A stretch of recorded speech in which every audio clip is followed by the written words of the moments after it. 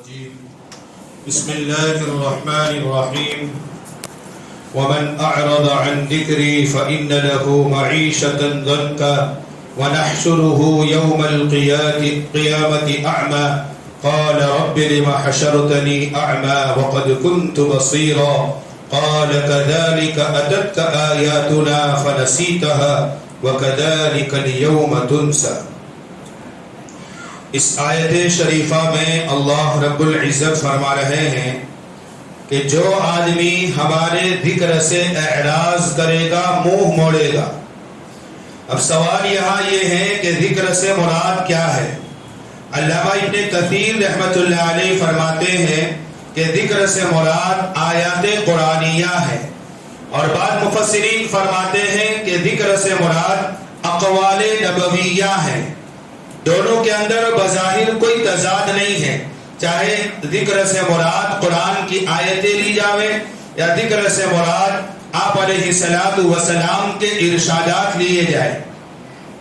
فرق دونوں میں صرف اتنا ہے کہ آپ علیہ السلام کے جو ارشادات ہیں وہ غیر مطلوع ہیں، یعنی قرآن کی طرح اس کی تلاوت نہیں کی جاتی، ورنہ دونوں چیزیں، قرآن بھی اللہ کا کلام ہے، آپ علیہ السلام کی احادیث، آپ کے فرمودات اور آپ کے جو ارشادات ہیں وہ بھی اللہ کا کلام ہے.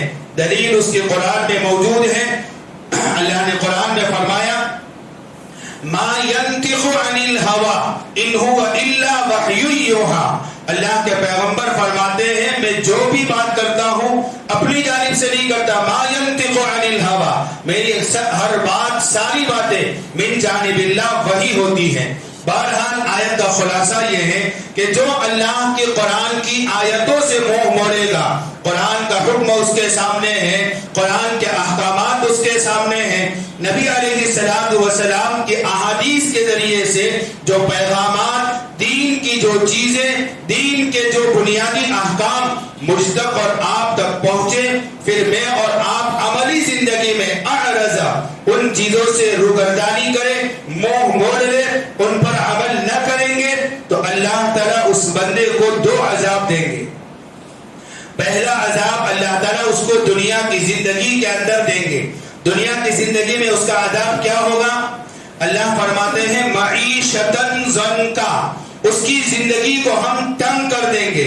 معیشتاً ضنکا کا ترجمہ میں آپ کو سمجھانے کے لیے یہ کرتا ہوں، اس کے پاس پیسے بہت ہوں گے، کھانے پینے کی چیزیں بہت ہوگی، رہنے سہنے کے لیے اچھا بنگلہ ہوگا، جسم کو ظاہری اعتبار سے ٹھنڈا کرنے کے لیے بہترین اچھی کمپنی کا اے سی لگا ہوا ہوگا، نیند جلدی آ جائے اس کے لیے نرم ملائم گدے ہوں گے، لیکن اندر کی بے چینی اللہ ایسی پیدا کرے گا کہ نہ وہ کسی کو کہہ سکے گا، نہ اندر خود سے برداشت کر سکے گا، جس کو دوسرے الفاظ میں کہتے ہیں نہ کہہ سکے گا نہ سہ سکے گا.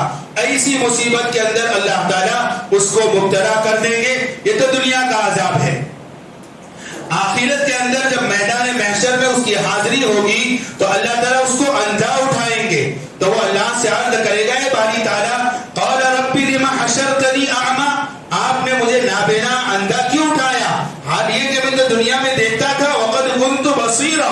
اللہ پاک فرمائیں گے قال كذلك اتتك آیاتنا، میری آیتیں، میری قرآن کی آیتیں، میرے نبی کے ارشادات احکام کی شکل میں تیرے پاس آئے تھے، تو نے ان کو بھی سائڈ دے دیا تھا، دیکھتے ہوئے تو اندھا بن گیا تھا. تو آج میں نے تجھے جس طریقے سے تو نے قرآن کی آیتوں کو اور اللہ کے نبی علیہ السلام کے ارشادات کو بھلایا، فَكَذَلِكَ الْيَوْمَ تُنْسَى، آج ہم بھی تجھے اسی طرح بھلا دیتے ہیں. اس لیے بھائیو، دوستو، بزرگوں، جو بھی اللہ کے نبی علیہ السلام کے ارشادات، قرآن کا جو حکم ہمارے سامنے آوے، ہم اس پر عمل کرنے کی کوشش کریں. مسئلے کے تعلق سے عرض کر دیتا ہوں، عام طور پر لوگ سونے چاندی کی جو زکوٰۃ نکالتے ہیں اس میں لوگ اندازے سے نکال دیتے ہیں. 2 تولہ سونا ہے، 10 تولہ چاندی ہے. فقہا نے لکھا ہے اس طریقے سے زکوٰۃ کا اعتبار نہیں ہوتا.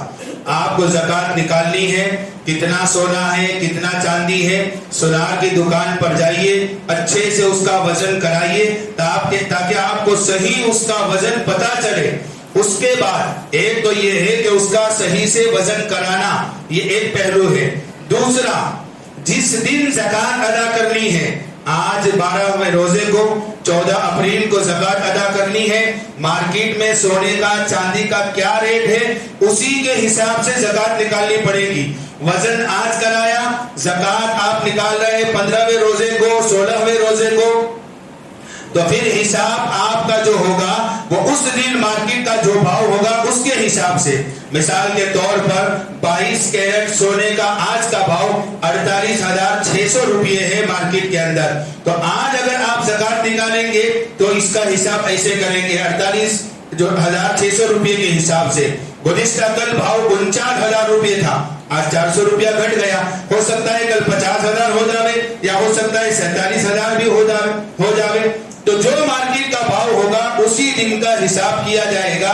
اٹکل سے اندازے سے اگر آپ نے وزن اندازے سے لگا لیا تو بھی زکوٰۃ صحیح نہیں ہوگی، بھاؤ اندازے سے لگا لیا تو بھی زکوٰۃ صحیح نہیں ہوگی۔ ان دونوں چیزوں کو مد نظر رکھیں۔ دوسری ایک چیز، کچھ لوگ یہ سمجھتے ہیں کہ میرے پاس سونا ہے، آج سے 4 سال پہلے 5 سال پہلے آیا تھا، اب میں نے اس دن ایک مرتبہ اس کی زکوٰۃ نکال دی تھی، اب سونا تو وہی ہے، ہر سال تھوڑی نا اس کی زکوٰۃ آتی ہے، تو یہ تھوڑی غلط فہمی ہو جاتی ہے۔ اس سونے کی وجہ سے جب تک آپ صاحب نصاب رہیں گے تب تک آپ کو اس سونے کی زکوٰۃ ادا کرنی پڑے گی۔ ایک مرتبہ ادا کر دینے سے پوری لائف ٹائم کا آپ کو زکوٰۃ ادا کرنے کا سرٹیفکیٹ نہیں ملے گا، ہر سال آپ کو ادا کرنی پڑے گی۔ اس لیے بارہا کہتا ہوں، کوئی بھی مسئلہ سمجھ میں نہ آوے صحیح عالم سے رجوع کرے، مسئلے کی تحقیق کرے، معلوم کرے اور اس کے بعد اس عمل کو کرے، تاکہ آپ کے اس عمل کے اندر حسن پیدا ہو، اللہ کے وہاں سے آپ کے اس عمل کی قبولیت کے فیصلے ہو۔ بغیر علم کے عمل کریں گے، پتہ ہی نہیں ہے کہ میرا عمل صحیح ہو رہا ہے یا نہیں ہو رہا، تو پھر اس کی قبولیت کا اندازہ ہم کیسے لگا سکتے ہیں؟ اس لیے مسئلہ معلوم کرنا ہو۔ پھر کہتا ہوں، ظہر سے لے کر 4 بجے تک، عصر سے لے کر مغرب تک یہاں بیٹھا رہتا ہوں، بغیر کسی آپ جو ہے ہچکچاہٹ کے بنداس آ کر اپنا مسئلہ معلوم کریں۔ بہت سارے لوگ ایسے ہوتے ہیں جو تنہائی میں مسئلہ معلوم کرنا چاہتے ہیں، تو ہم ان کا پورا خیال رکھتے ہیں کہ جب آدمی کوئی مسئلہ معلوم کرنے آتا ہے، دوسرا کوئی آدمی بیٹھا ہوتا ہے تو اس کو سائڈ کر دیتے ہیں۔ ہو سکتا ہے کسی کی پرسنل لائف کا کوئی مسئلہ ہو، وہ اپنا مسئلہ کسی کے سامنے ظاہر کرنا نہ چاہتا ہو، تو پوری امانت داری کے ساتھ ہم آپ کو مسئلہ بتائیں گے۔ نہیں معلوم ہوگا کتاب سے رجوع کریں گے، لیکن مسائل معلوم کر کے پھر اس پر عمل کریں۔ اللہ ہم سب کو عمل کی توفیق۔